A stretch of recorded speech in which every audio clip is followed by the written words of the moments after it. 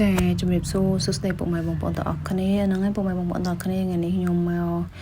រៀងលំអិតបន្តិចជាមួយបងប្អូនតាក់ទងជាមួយនឹង menu ដែលនេះខ្ញុំតែងតែលក់អញ្ចឹងណាបងប្អូន menu នេះគឺជា menu ថ្មីផងដែរគឺmatcha latte បងប្អូនតែអ្វីដែលនាងខ្ញុំកំពុងឆុងនេះគឺនាងខ្ញុំឆុងទាំង matcha latte ទាំងតែបៃតងទឹកដោះគោប៉ុន្តែខ្ញុំនឹងប្រាប់បងប្អូនទាំងពីរនឹងអញ្ចឹងណាបងប្អូនសម្រាប់menu តែបៃតងដោះគោហ្នឹងខ្ញុំធ្លាប់ធ្វើវីដេអូប្រាប់បងប្អូនបានដងហើយដែរគឺយើងប្រើសម្រាប់កៅលេខ22បងគឺទឹកតែចន្លោះពី100ទៅ120តែនៅទីនេះគឺនាងខ្ញុំប្រើតែចំនួន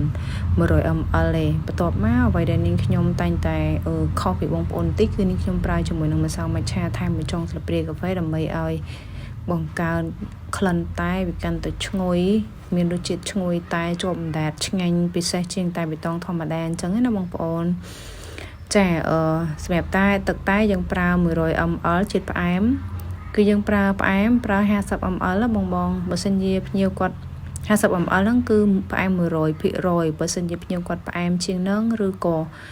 បន្ថយជាតិផ្អែមជាងហ្នឹងបងប្អូនអាចបន្ថែមបន្ថយតាមហ្នឹងអញ្ចឹងទៅប៉ុន្តែនៅទីនេះគឺភ្ញៀវរបស់នាងខ្ញុំគាត់ញ៉ាំពេលខ្លះក៏20% 50ឬក៏80អីចឹងទៅខ្ញុំបូកដកតាមហ្នឹងអញ្ចឹងទៅចាសម្រាប់តែបៃតងគឺយើងមានតែប៉ុណ្្នឹងទេរូបមន្តដែលខុសប្លែកពីបងប្អូនឆុងធម្មតាអញ្ចឹងតែបើសិនជាក្នុងករណីបងប្អូនអត់មានជាមួយនឹង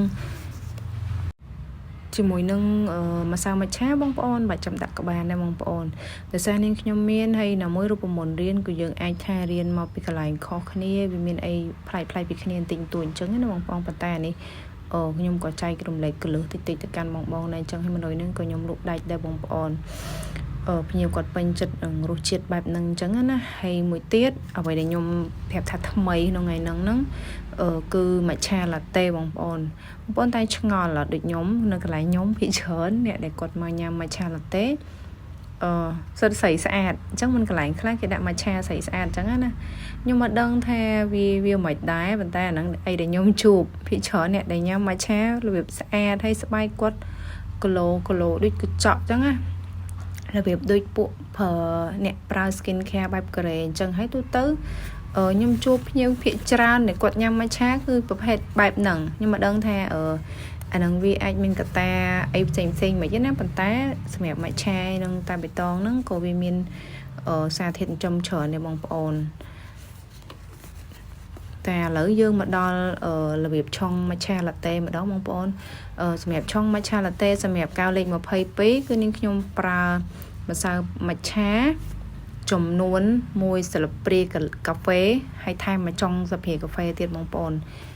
ដោយសារនៅទីនេះភ្ញៀវគាត់កំងម្ដង2 3កែវអញ្ចឹងខ្ញុំគុណអាចដាក់ម្ដង2កែវឬក៏3កែវអញ្ចឹងជាមួយគ្នាហ្មងទៅកុំឲ្យវាពិបាកកូរហើយស៊ីម៉ោងយូរអញ្ចឹងណាបងប្អូន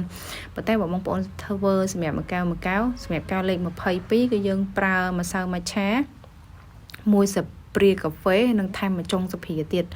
បន្ទាប់មកយើងមានកូនកញ្ឆែងទូចអញ្ចឹងយើងរែងវាប្រហែលវាមួយតង់សិនមកបងបន្ទាប់មកយើងដាក់ទឹកក្តៅ50 ml សម្រាប់មួយស្លាបព្រាកាហ្វេថែមមួយចុងស្លាបព្រាទៀតហ្នឹងណាខ្ញុំប្រើទឹកក្តៅ50ឬក៏60 ml ដោយសារនៅក្នុងនេះខ្ញុំប្រើ2ទៅ3កែវអញ្ចឹងខ្ញុំគុណទឹកតាមនឹងដូចគ្នាបងប្អូនប៉ុន្តែឯបងប្អូនត្រូវមាន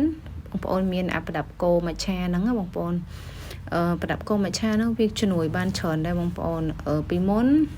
ដំបូងឡៃក៏ខ្ញុំអត់មានដែរខ្ញុំអត់ទំលក់ថ្មីគឺខ្ញុំប្រើសភាអញ្ចឹងណាសភាសម្រាប់គោទៅពេលខ្ញុំតំតែទិញមួយរយៈក្រោយនេះបានខ្ញុំលក់បានមួយរយៈខ្ញុំក៏ចាប់ដើមទិញអានេះមកប្រើគឺវាសម្រួលច្រើនមែនតើបងប្អូន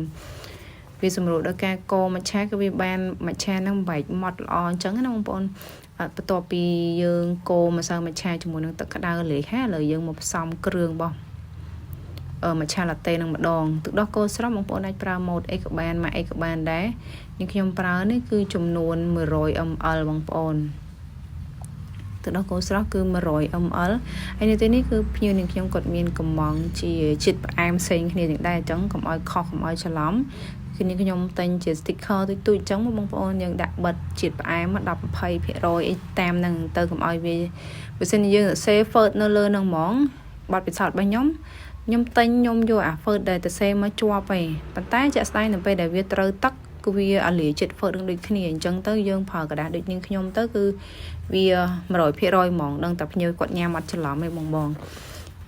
សម្រាប់ទឹកដោះគោស្រស់ហ្នឹងគឺយើងប្រើទឹកដោះគោស្រស់ចំនួន100 ml ហើយនាងខ្ញុំក៏លួច add ជាមួយនឹង Carnation 20 ml ដែរបងប្អូននៅក្នុងនឹងសម្រាប់ជាតិផ្អែមគឺយើងប្រើជាមួយទឹកស្ករណាបងទឹកស្ករផ្អែម 100% គឺ40 ml អញ្ចឹងបើសិនជាភ្ញៀវគាត់ញ៉ាំផ្អែមឬក៏តិចជាងហ្នឹងឬក៏លើសជាងហ្នឹងបងប្អូនគុណដកតាមហ្នឹងទៅបន្ទាប់មកយើងដាក់ទឹកកកចូលមិញហ្នឹងគឺយើងប្រើទឹកក្តៅ50 ml ជាមួយនឹងម៉ាឆាហ្នឹងបងប្អូនហ្នឹងវាលើសបន្តិចទៀតយើងចាក់វាលៃលោកវាតាមហ្នឹងអញ្ចឹងណាបងប៉ុណ្ណឹងជាការស្រេចហើយយើងធ្វើការច្រកនឹងរុំกระดาษអីទួយជូនភ្ញៀវទៅដើម្បីវាទប់ជាតិចបានលូនអញ្ចឹងណាបងមានតែប៉ុណ្្នឹងឯងបងប្អូនថ្ងៃហ្នឹងអរគុណបងប្អូនទាំងអស់គ្នាសម្រាប់ការទស្សនាវីដេអូរបស់នាងខ្ញុំតាំងពីដើមរហូតមកដល់ចប់សូមបងប្អូនកុំភ្លេចជួយចុច like subscribe និង share វីដេអូរបស់នាងខ្ញុំមួយផងណាបើសិនជាបងប្អូនក៏ថាមានជាប្រយោជន៍សម្រាប់បងដើម្បីនៅពេលដែលខ្ញុំចេញវីដេអូក្រោយៗបានទៅដល់បងប្អូនមើលនៅការចែករំលែករបស់នាងខ្ញុំអញ្ចឹងណាបងប្អូនដោយសារខ្ញុំចែករំលែកនេះគឺរូបមន្តសម្រាប់ហាងរបស់ខ្ញុំផ្ទាល់ដែលខ្ញុំលក់ជាប្រចាំថ្ងៃអញ្ចឹងទៅខ្ញុំអត់លាក់ឲ្យបងប្អូនអាចមើលនៅក្នុងវីដេអូក្នុងរូបភាពនឹងបានបាយបាយបងប្អូន